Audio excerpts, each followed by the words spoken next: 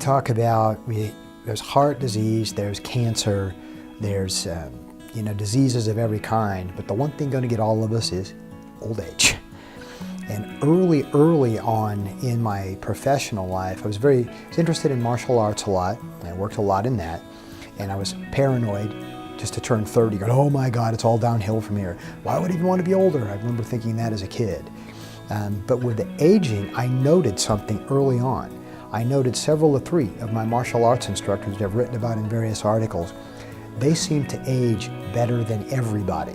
One at the time, when I was looking, maybe 44 years old, the other one 52, and the other one on his 60th birthday. I was looking at those guys, those men, and realizing, my goodness, there's hope, because these guys can perform at a high level, even at the advanced age of 44, 52, and at 60. But when I put that with being 30 years old, but just being scared, thinking I'd reach my physical limits, my physical peak, all that, afraid of going downhill ever since, I realized no. Good lifestyle can really help a person age. Then later I realized there was an old icon of health, Jack LaLanne, who when I was a little boy, my mother used to exercise to him all the time. Then I realized Jack LaLanne was a chiropractor. Didn't practice because he started founding gyms and made a bunch of money and became probably the first really big fitness guru.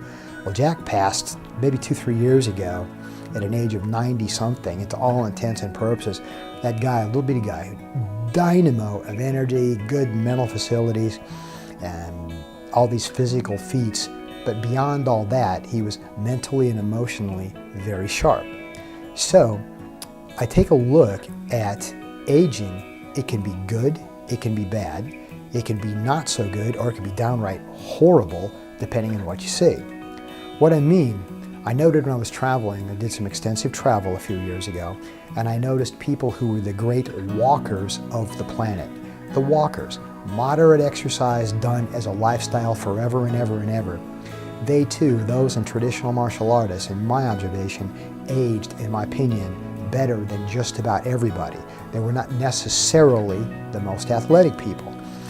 Because at first I was looking for that, to see if these athletes as they age.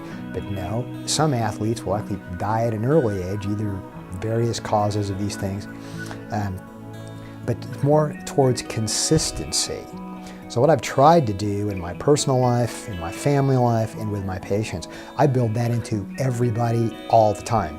They may come in for headaches, they may come in for back pain, or being too heavy or too tired, or all of the above. But regardless of all of that, I think and treat in terms of, let's fast forward this movie. Where's this going to go in the next 5 years, 10 years, and 20 years? Was my patient on the way to being a stooped little old person with very little vigor and vitality? Or can we change that, point it in a good direction? And 10, 15, 20 years, that same person actually won't have aged too much over the day they first entered into my clinic. So that's a subtext of something, that's the backstory of every patient I ever treat all the time. Where are they going to over the long term? Because I find probably culturally as well, and I want to give credit to some teachers I had, and Eastern culture typically looks in a long term. We typically do not. When I was a kid, they were talking of 10-year plans, 5-year plans in business and in educational cycles. I'm not sure we even go past 3 months till the next iPhone releases out. That's how people tend to think. So somebody has got to take a look at where does health go over a long period of time. Quick fixes mask symptoms, but it's the lifestyle change and constant reinforcement of that. That's the trick to aging.